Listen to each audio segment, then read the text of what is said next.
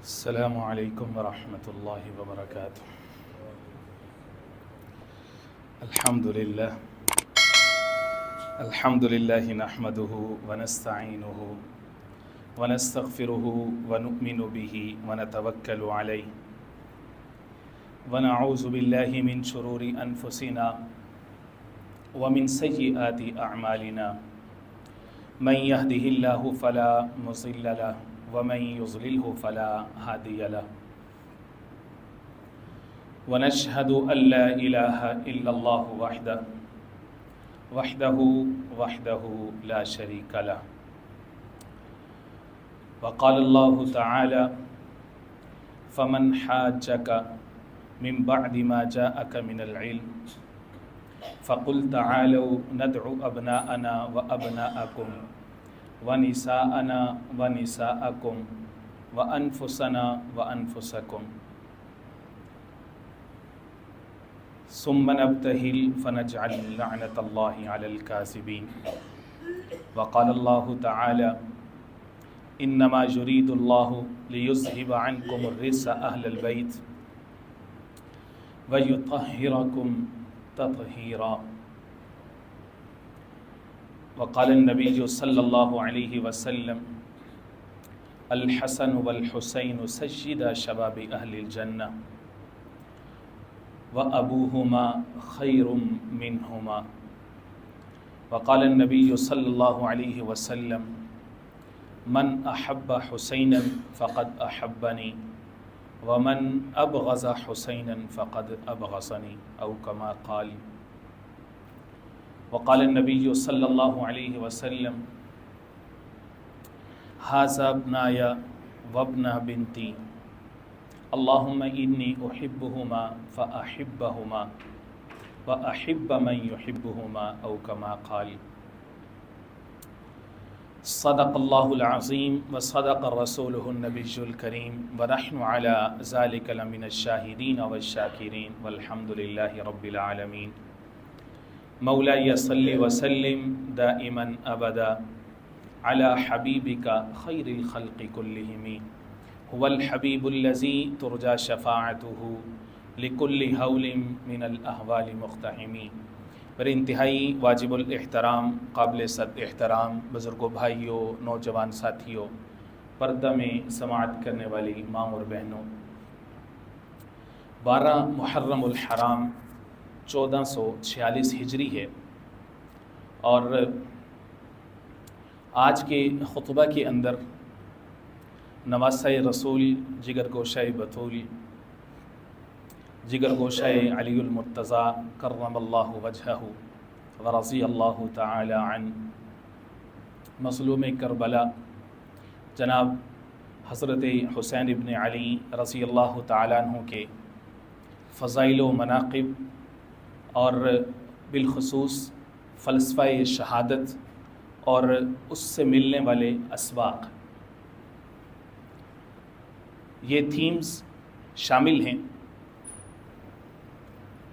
سب سے پہلے سیدنا حسین ابن علی رضی اللہ تعالی عنہ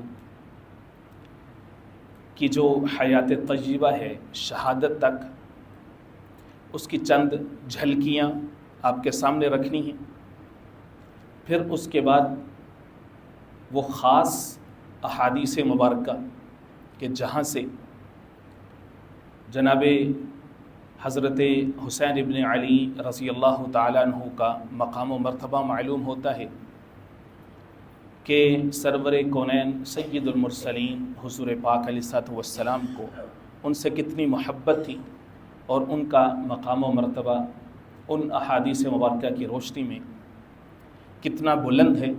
دوسرے نمبر پر اس کے اوپر بات ہوگی، پھر اس کے بعد تیسرے نمبر پر ان کی جو شہادت ہے اور یہ جو واقعہ ہے اس کا ایسنس، اس کی اسپرٹ اور اس کی روح کیا ہے، اور اس کا سیرت النبی حضور پاک علیہ الصلوۃ والسلام کی سیرت طیبہ اس کے روشن باب کے ساتھ شہادت حسین کا کنیکشن اور تعلق کیا ہے۔ شہادتیں تو پوری اسلامی تاریخ کے اندر آپ کو سینکڑوں ملیں گی، ہزاروں ملیں گی۔ خلفائے راشدین، تابعین، تبع تابعین، ائمہ فقہا، اور پھر اس کے بعد صالحین، اور امت نے ہمیشہ شہادتوں کی ایک داستان رقب کی، جس کے نتیجے میں اسلام کا یہ جو عظیم الشان سایہ دار درخت ہے اس کو آبیاری ہوتی رہی ہے۔ لیکن امت اس شہادت کا اور یہ جو واقعہ کربلا ہے اس کے تذکرے کے ساتھ کیوں آپ دیدہ ہوتی ہے، اور اس کے ساتھ ان کا ایک خاص تعلق کیوں قائم ہے، اور اس کے پیچھے فلسفہ کیا ہے، اس کے اوپر بات ہوگی انشاءاللہ۔ سب سے پہلے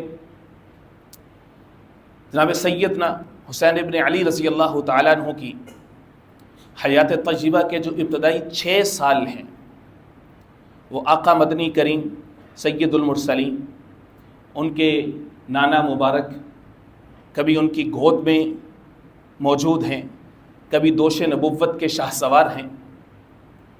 اس طرح سے ان کی حیات طیبہ کا جو بچپن ہے اس کا خوبصورت ماحول اس انداز میں گزرا ہے۔ پھر اس کے بعد جناب سیدنا ابوبکر صدیق رضی اللہ تعالیٰ عنہ کے مسند خلافت کو سنبھالنے کے بعد پہلے حسین دوش نبوت کا شاہ سوار تھا، اب حسین دوش صدیق کا شاہ سوار ہے۔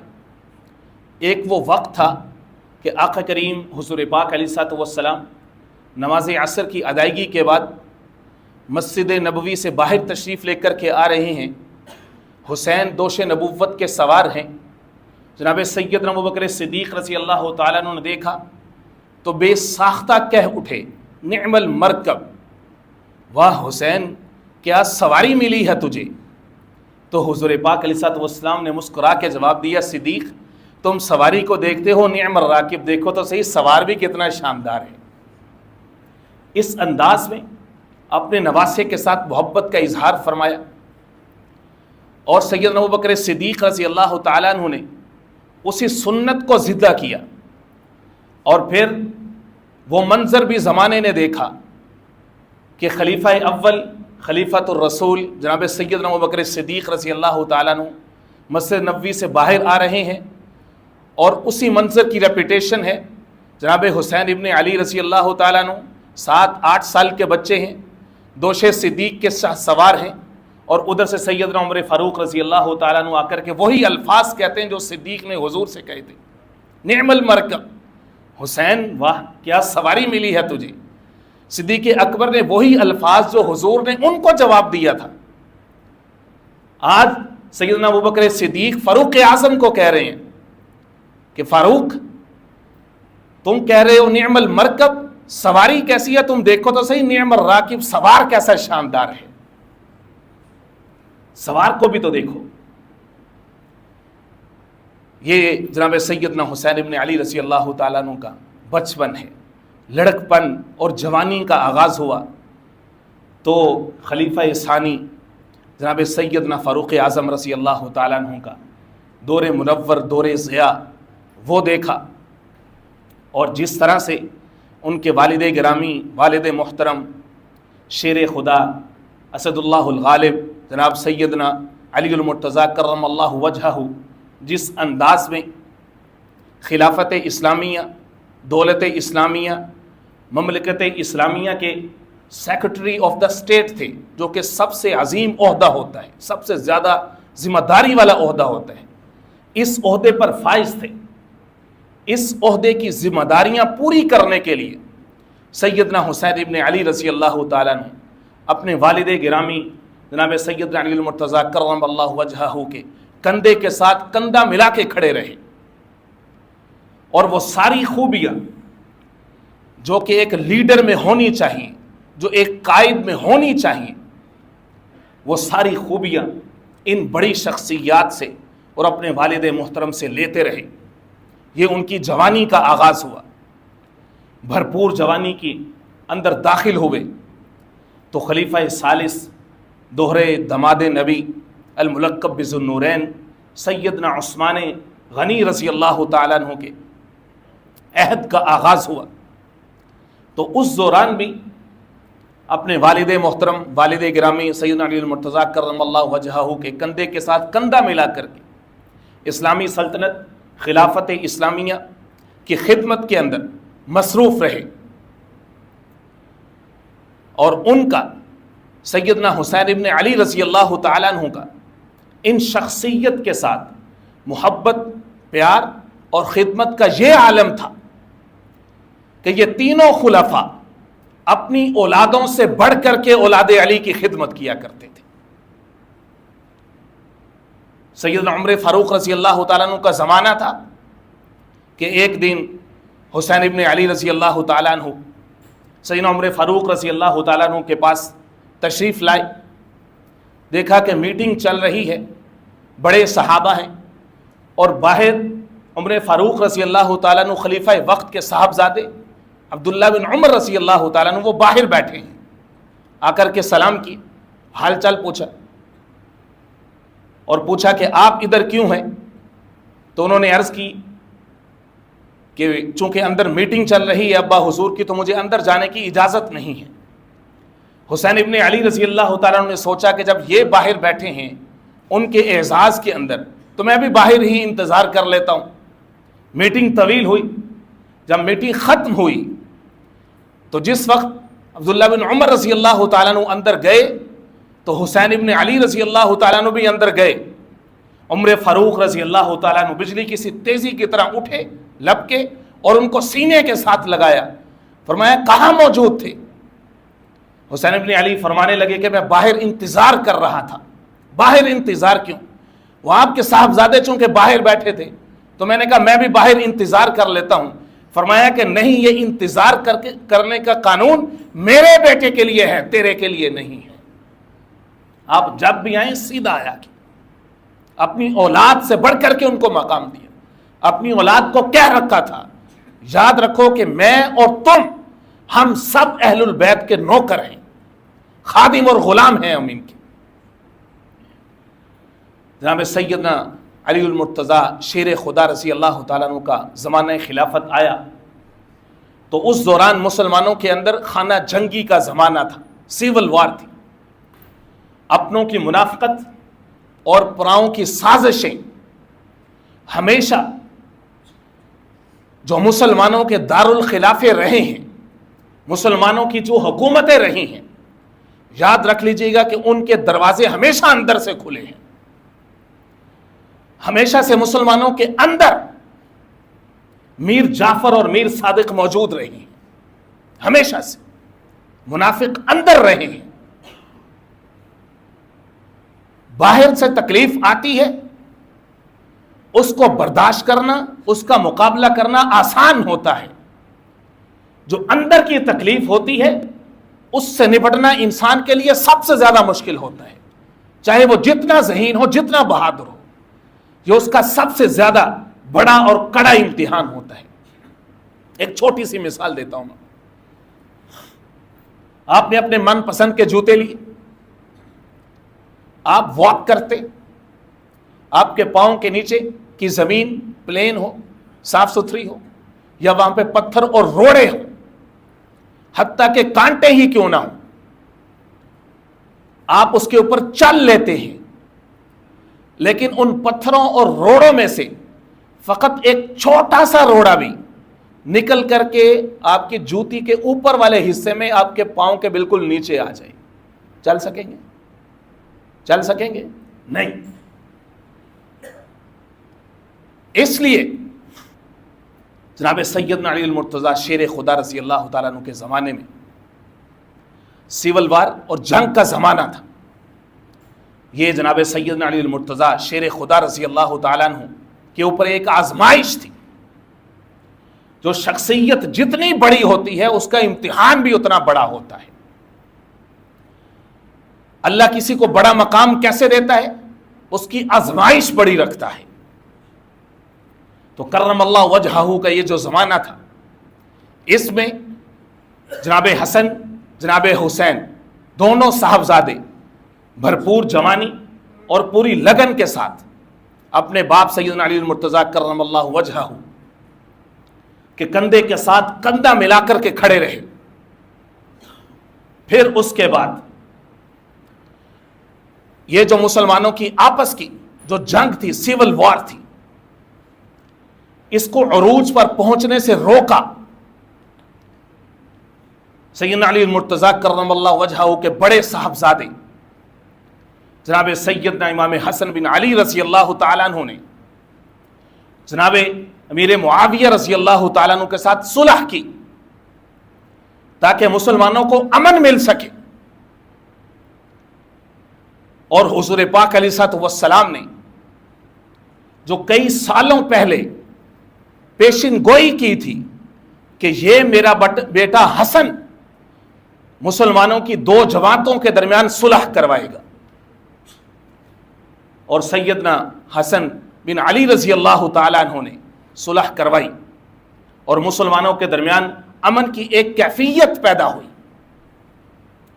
یہ جناب سیدنا علی المرتضیٰ شیر خدا رضی اللہ تعالیٰ عنہ کی تربیت اور حضور پاک علیہ الصلوۃ والسلام کی تربیت کا نتیجہ تھا. لیکن جب یزید نے حکومت کو سنبھالا تو اب یہ مسلمانان عالم، صحابہ اکرام سب کے لیے بہت بڑی آزمائش کا زمانہ تھا کہ اب کیا کیا جائے. اس وقت نواسہ رسول، جگر گوشہ بطول سیدنا امام حسین بن علی رضی اللہ تعالیٰ عنہ نے یہ فیصلہ کیا کہ اب ڈیفائننگ مومنٹس ہیں، اس وقت اس حکومت کے خلاف نکلنا اور جو طاقت، جو مینز، جو ذرائع میسر ہیں ان کو اپنانا اب ضروری ہو چکا ہے. یہاں پر میں آپ کے سامنے ایک بات رکھنا چاہتا ہوں، ذرا میرے اس جملے پر توجہ دیجیے گا. ہمارا یہ عقیدہ ہے احادیث رسول اللہ صلی اللہ علیہ وسلم کی روشنی میں نے خطبہ صدر کے اندر ایک حدیث پاک آپ کے سامنے رکھی جو ہر جمعہ کو ہر خطیب سے آپ سنتے ہیں کہ آقا کریم علیہ الصلوۃ والسلام نے فرمایا فاطمہ سیدۃ النساء اہل الجنہ، میری بیٹی نور نظر لخت جگر سیدہ فاطمہ الزہرا رضی اللہ تعالیٰ عنہ یہ جنت کی عورتوں کی سردار ہیں، اور اس کے بیٹے الحسن والحسین سیدا شباب اہل الجنہ، جناب حسن و حسین، حسنین کریمین شریفین طیبین طاہرین مطہرین، فرمایا کہ یہ دونوں بیٹے یہ جنت کے جوانوں کے سردار ہیں.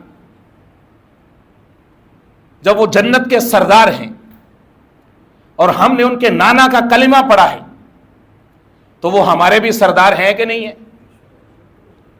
کون کون ان کو سردار مانتے ہیں؟ ہمارے سردار ہیں کہ نہیں ہیں؟ سردار کسی کو انسان کیوں تسلیم کرتے ہیں؟ تاکہ ان کی بات کو مان کے چل سکے، اس کے فیصلے کو مانے. یہ مطلب ہوتا ہے کہ آپ کسی کی سرداری کو کیا کر رہے ہیں؟ تسلیم کر رہے ہیں. حسن و حسین ہمارے سردار ہیں اور سرداروں کا فیصلہ ہمیں منظور ہے. ہم اپنے سرداروں کی تابعداری کے اندر ہیں. ہمارے ایک سردار حسن بن علی نے جناب امیر معاویہ رضی اللہ تعالیٰ عنہ سے صلح کی ہے، ہماری ان سے صلح ہے. ہمارے ایک سردار حسین ابن علی نے یزید سے جنگ کی ہے، ہماری اس سے جنگ ہے. کلیئر ہو گئی ہے بات؟ جناب حسین ابن علی رضی اللہ تعالیٰ عنہ کیسی شاندار شخصیت تھی. سفید رنگ، اپنے نانا جیسی وجاہت، کبھی سبز عمامہ سر اقدس پہ پہنا کرتے، کبھی سفید عمامہ پہنا کرتے، کبھی سیاہ عمامے کے ذریعے سے اپنے سر اقدس کو زینت دیا کرتے. صوم و صلات کے پابند تھے. مدینہ منورہ کے سب سے زیادہ جو سخی لوگ تھے یہ ان میں سے سب کے سردار تھے. ہر دل عزیز شخصیت کے مالک تھے. تکلیف کے اندر لوگوں کی مدد کیا کرتے تھے. غلاموں کی آزادی کے اندر سب سے زیادہ کردار ان کا ہوتا تھا. کثرت کے ساتھ غلاموں کو آزاد کرتے تھے. یہ ان کی شخصیت اور ان کا کردار یہ وہ کردار تھا جو ان کے بابا، ان کے والد گرامی سیدنا علی المرتضیٰ شیر خدا کرم اللہ وجہہ کی تربیت کا رنگ اور نتیجہ تھا. اور ان کے نانا کریم آقا کریم حضور پاک علیہ الصلوۃ والسلام کی تربیت، ان کی دعاؤں، ان کی گھٹی کا صدقہ تھا. اب میں آپ کے سامنے احادیث رسول اللہ صلی اللہ علیہ وسلم کے چند گوشے، چند پھول میں آپ کے سامنے پیش کرنا چاہتا ہوں کہ جس سے معلوم ہوتا ہے کہ آقا کریم علیہ الصلوۃ والسلام کو اپنے نواسے کے ساتھ کتنا پیار تھا. کیونکہ اس کے بعد پھر میں نے فلسفہ شہادت کے اوپر آنا ہے. بخاری شریف حدیث نمبر 3753 وہ یہ کہتی ہے آقا کریم علیہ الصلوۃ والسلام نے اپنے بیٹوں، اپنے نواسوں کے بارے میں یہ فرمایا، ہما ریحانتای من الدنیا والآخرہ، یہ میرے دونوں بیٹے یہ میری دنیا اور آخرت کی خوشبو ہے. دنیا اور آخرت کی خوشبو ہے. حضور اپنے بچوں کے ہونٹوں کو اور ان کے سروں کو سونگا بھی کرتے تھے، چوما بھی کرتا تھے. ایک اور حدیث پاک کے اندر فرمایا، الحسن والحسین سیدا شباب اہل الجنہ، حسن و حسین جنت کے جوانوں کے سردار ہیں. وابوہما خیر منہما، اور ان کے جو باپ ہیں یعنی علی المرتضیٰ کرم اللہ وجہہ وہ ان دونوں سے بہتر ہیں. یعنی ان کے مقام کے تو کیا ہی کہنے. پھر فرمایا، یہی ترمذی شریف کی حدیث ہے 3775، حسین منی وانا من حسین، حسین مجھ سے ہے اور میں حسین سے ہوں. احب اللہ من احب حسینا، جو حسین سے محبت رکھتا ہے اللہ اس سے محبت رکھتے ہیں. حسین ابن علی سبت من الاسباط، اور حسین ابن علی اکیلا سبت من الاسباط، یہ تو خاندانوں کا خاندان ہے. یعنی اس کی نسل اللہ تا قیامت چلاتے رہیں گے. ہاذا ابنایا، فرمایا کہ یہ دونوں میرے بیٹے ہیں. وابنا بنتی، اور میری بیٹی کے بیٹے ہیں. اللہم انی احبہما، اے اللہ بے شک میں ان دونوں سے محبت رکھتا ہوں. فاحبہما، اے اللہ آپ بھی ان دونوں سے محبت کیجئے. واحب من یحبہما، اور آپ اس سے بھی محبت کرے جو میرے ان لالوں سے محبت کرے. اور پھر فرمایا، اے اللہ من احبہما فقد احبنی ومن ابغضہما فقد ابغضنی. فرمایا لوگوں سن لو، جو میرے حسن و حسین سے محبت رکھتا ہے وہ مجھ سے محبت رکھتا ہے، جو ان سے بغض رکھتا ہے وہ مجھ سے بغض رکھتا ہے. یہ ان کا وہ مقام ہے، یہ محبت کا وہ انداز ہے جو ہمیں ان کے بچپن سے نظر آتا ہے. آقا کریم علیہ الصلوۃ والسلام ممبر کے اوپر تشریف لائے، خطبہ شروع کرنے ہی والے تھے کہ دور سے دیکھا کہ فاطمہ کے لال علی کے جگر گوشے داخل ہوئے ہیں اور گرتے پڑتے بچوں کی طرح اڑتے لڑکھڑاتے آ رہے ہیں. حضور پاک علیہ الصلوۃ والسلام ممبر سے اترے، تیزی کے ساتھ گئے، ایک بازو میں حسین کو لیا، ایک میں حسن کو لیا، واپس ممبر پر آئے، ایک کو دائیں بٹھایا ایک کو بائیں بٹھایا. فرمایا لوگوں میں ان دونوں سے محبت رکھتا ہوں، تمہارے لیے بھی ضروری ہے اے اللہ جو میرے ان بچوں سے محبت رکھے تو ان سے محبت کر. یہ ان دونوں شخصیات کا مقام ہے جو کہ ہمارے سامنے احادیث رسول اللہ صلی اللہ علیہ وسلم کی روشنی میں عیاں ہو کر کے کھل کر کے ہمارے سامنے آتا ہے. یہ ان کا بچپن، لڑکپن، اور جوانی ہے. فلسفہ شہادت بیان کرنے سے پہلے، چونکہ میرے پاس صرف 5 منٹ بچے ہیں، میں پہلے ایک لائن آپ کے سامنے رکھتا ہوں، اس کو سنبھالیے گا، پھر میں کوشش کروں گا کہ اس کو میں کھولتا ہوں آپ کے سامنے. کہ امام حسین بن علی رضی اللہ تعالیٰ عنہ کی شہادت، یہ دراصل سیرت النبی، سیرت رسول صلی اللہ علیہ وسلم کی شان اور حضور پاک علیہ الصلوۃ والسلام کی سیرت، اس کی تکمیل ہو رہی ہے یہاں پر. یہ اس کا مظہر ہے، یہ اس کی مینیفیسٹیشن ہے، یہ اس کی پریزنٹیشن ہے، سیدنا حسین ابن علی رضی اللہ تعالیٰ عنہ کی شہادت. اب وہ کیسے ہے، میں آپ کے سامنے قرآن مجید کی 3 آیات رکھتا ہوں. آپ سورۃ الفاتحہ پڑھتے ہیں، اس میں آپ دعا مانگتے ہیں، اہدنا الصراط المستقیم، اے ہمارے رب ہمیں سیدھا راستہ دکھا دیجیے. اب سیدھا راستہ کیا ہے یہ ہمارے سامنے واضح نہیں ہے. اللہ رب العزت نے اس کے جواب میں آگے فرمایا صراط الذین انعمت علیہم. یاد رکھو کہ سیدھے راستے سے مراد وہ لوگوں کا راستہ ہے کہ جن پر میں نے انعام کیا ہے. یعنی انعام یافتہ لوگ، ان کی پیروی کرو گے تو سمجھ لینا کہ تم صراط مستقیم کے اوپر چل رہے ہو. وہ انعام یافتہ کون ہوں گے؟ اللہ کے بندے ہوں گے. کیا ہوں گے؟ بندے ہوں گے. آپ کو مارکیٹ میں کئی سارے لوگ ملیں گے، وہ کہیں گے بابے نہیں کتابیں. اور قرآن مجید چیز کے کہہ رہے ہیں بابے، بزرگ، بڑے، ان کی اتباع کرنی ہے. کتابوں سے ہدایت یقینی نہیں، افراد کی اطاعت، افراد کی پیروی سے ہدایت یقینی ہے. پورا قرآن مجید نہیں، خالی سورہ فاتحہ پڑھ لو. انعمت علیہ، وہ لوگ جن پر اللہ نے انعام کیا. کتابیں بابے لکھا کرتے ہیں، کتابیں بعد میں ہیں، پہلے بابے ہیں. یہ فلسفہ ہی غلط ہے. صراط الذین انعمت علیہم. اچھا، یہ سورہ فاتحہ کی آیت ہے. اب اگر کسی آدمی سے پوچھوں کہ بھائی وہ انعام یافتہ لوگ کون ہیں، ہو سکتا ہے کوئی مجھے جواب نہ دے سکے، کیونکہ جواب تو ابھی تک بھی اس سورہ کے اندر نہیں ہے. کتنے لوگ ہیں، کون سے لوگ ہیں، کیسے پتہ چلے گا کہ ان کے اوپر انعام ہوا ہے؟ سوال کا جواب ابھی بھی اس کا تشنگی باقی ہے.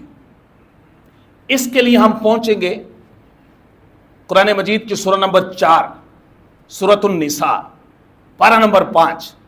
سورہ نساء کی آیہ نمبر 69، رکوع نمبر 9 مکمل ہو رہا ہے. وہاں پر اللہ کیا فرما رہے ہیں؟ وَمَن يُطِعِ اللَّهَ وَالرَّسُولَ، وہ لوگ جو اللہ کی اطاعت کرتے ہیں اور اللہ کے رسول کی اطاعت کرتے ہیں. فَأُولَٰئِكَ مَعَ الَّذِينَ أَنْعَمَ اللَّهُ عَلَيْهِم مِّنَ النَّبِيِّينَ وَالصِّدِّيقِينَ وَالشُّهَدَاءِ وَالصَّالِحِينَ. فرمایا کہ یہ وہ لوگ ہیں کہ جن پر اللہ نے کیا کر دیا ہے؟ انعام کر دیا ہے. سورہ فاتحہ کا جواب آپ کو یہاں پر مل رہا ہے. اب وہ کون سے لوگ ہیں؟ یہاں پر 4 کیٹیگریز بیان کی گئی ہیں. کتنی؟ 4. نمبر 1 نبیین، کہ ان پر، نبیوں پر اللہ کی نعمت ہوتی ہے. نمبر 2 صدیقین. صدیقیت ایک مقام ہے، ایک لیول ہے، جو اس کے فالوورز ہوتے ہیں ان پر بھی اللہ کی کیا ہوتی ہے؟ نعمت ہوتی ہے. 2 ہو گئے. تیسرے نمبر پر والشہداء، جس کو اللہ مقام شہادت سے سرفراز فرماتے ہیں، یہ بھی اللہ کی کیا ہوتی ہے؟ نعمت ہوتی ہے. چپ کر رہے ہیں نا آپ، چپ کر کے بیٹھے ہوئے، میں بس یہ ترجمہ کر کے ختم کر رہا ہوں اگلے جمعے سے ہی. میرا مقصد تو یہ تھا کہ میں اس نقطے کو پورا کروں. والشہداء، تیسرے نمبر پر کیا ہے؟ شہداء والصالحین، چوتھے نمبر پر صلحائے امت ہیں، صالحین، صالحیت بھی ایک مقام ہے۔ اب میں اس آیت کو آسان کر رہا ہوں آپ کے سامنے۔ عہدے کتنے بیان ہوئے؟ 4۔ اللہ کی نعمتیں دو طرح کی ہوتی ہیں، ایک نعمت ہوتی ہے وہبی، ایک نعمت ہوتی ہے کسبی۔ یہ وہبی نعمت کون سی ہوتی ہے؟ جو وہابیوں کو ملتی ہے۔ ہمارے بھائی بڑے پیارے ہیں، ہمیں ان سے بڑی محبت ہے۔ وہابی بھی وہاب سے ہے، ایک عہدہ ہے، ایک مقام ہے، اللہ کی صفت ہے وہاب۔ وہابی نعمت کی قسم ہے، اللہ کی عطا کو وہابی نعمت کہا جاتا ہے، یعنی جس کے بدلے میں انسان تمنا نہ کرے، محنت نہ کرے، اللہ خود بخود عطا کر دے، اس نعمت کو نعمت وہبی کہا جاتا ہے۔ اس کو کیا کہتے ہیں؟ نعمت کون سی؟ وہبی۔ چلو وہبی بھی کہہ لو، ٹھیک ہے۔ دوسری نعمت جس کے بدلے میں انسان تمنا کرتے، کوشش کرتے، محنت کرتے، جد و جہد کرتے، اس نعمت کو کہتے ہیں کسبی۔ کسبی یہ اردو میں لفظ بولا جاتا ہے کسب، کمانا، محنت کرنا۔ یہ دو نعمتیں، وہبی اور کسبی۔ یہ جو آیا سورہ النساء کی آیت نمبر 69 میں نے آپ کے سامنے پڑھی ہے، اس میں بھی دو طرح کی نعمتوں کا ذکر ہے، ایک وہبی ہے، 3 کسبی ہے۔ وہبی نعمت کون سی ہے؟ سب سے پہلی کہ اللہ نے جن لوگوں پر انعام کیا وہ کون لوگ ہیں؟ اللہ کے نبی۔ یہ نبوت جو ہے یہ اللہ کی خالص عطا ہے، یہ مانگ کے محنت کر کے ملا نہیں کرتی۔ کوئی شخص کہ میں 40 سال تک روزے رکھوں گا، میں 40 سال تک فجر کے وضو سے عشاء کی نماز پڑھوں گا، میں 40 سال تک کنویں میں چلہ کاٹوں گا، یا دعائیں مانگتا رہے کہ مجھے نبی بنا دے۔ علماء نے لکھا ہے کہ یہ نبی کی دعا مانگنا بھی حرام ہے، کیونکہ نبوت کیا ہوتی ہے؟ وہبی ہوتی ہے۔ تو اللہ نے جن کے سروں پر تاج نبوت رکھنا تھا ان کو یہ نعمت عطا کر کے یہ دروازہ آقا کریم حضور پاک علیہ السلام کے بعد ہمیشہ کے لیے کیا کر دیا؟ بند کر دیا۔ اب کون سی نعمت بچ گئی؟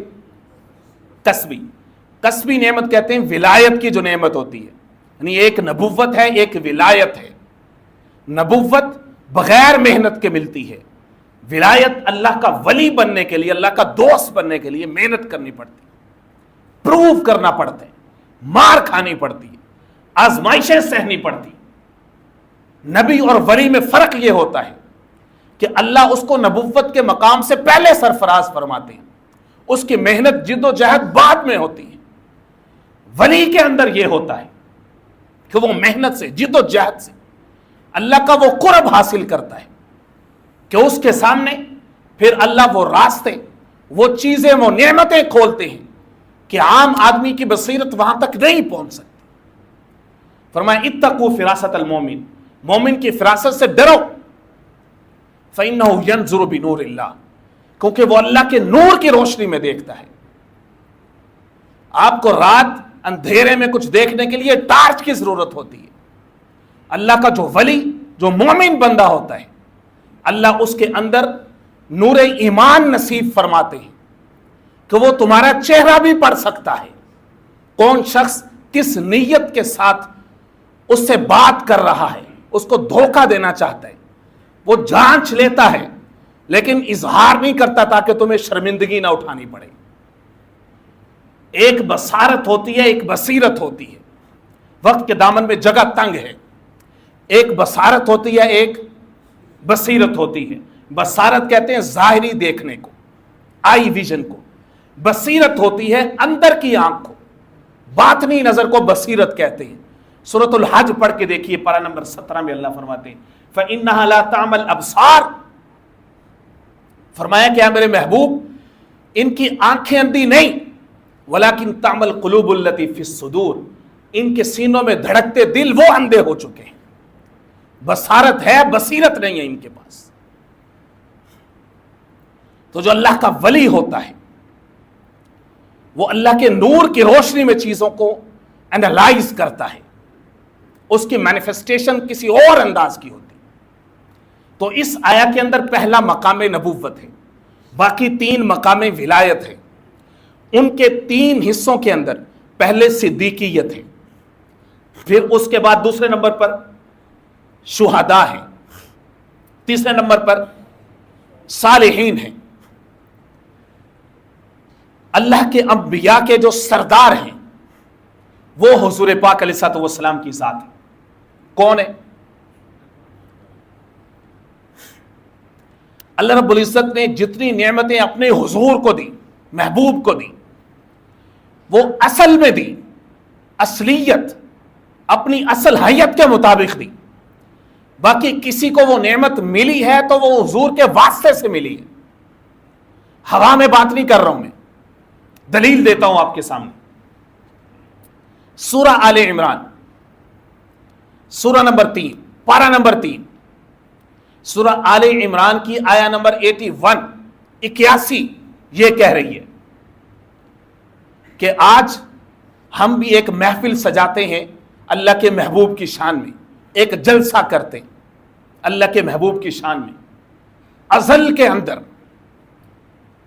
اندر نہ آپ تھے نہ میں تھے نہ ہمارے آباء و اجداد تھے، کسی کو جسم نہیں ملا، اللہ نے ایک محفل سجائی اپنے محبوب کی شان میں۔ سارے انبیاء ان کی ارواح اکٹھی ہیں وہاں پر۔ وَإِذْ أَخَذَ اللَّهُ مِيثَاقَ النَّبِيِّينَ، آل عمران 81 نمبر یہ کہہ رہی ہے کہ اللہ نے وہ جلسہ کیا، اس میں سب انبیاء سے ایک وعدہ لیا۔ وہ وعدہ کیا لیا؟ انشاءاللہ اگلے جمعہ میں اس کے اوپر بات ہوگی۔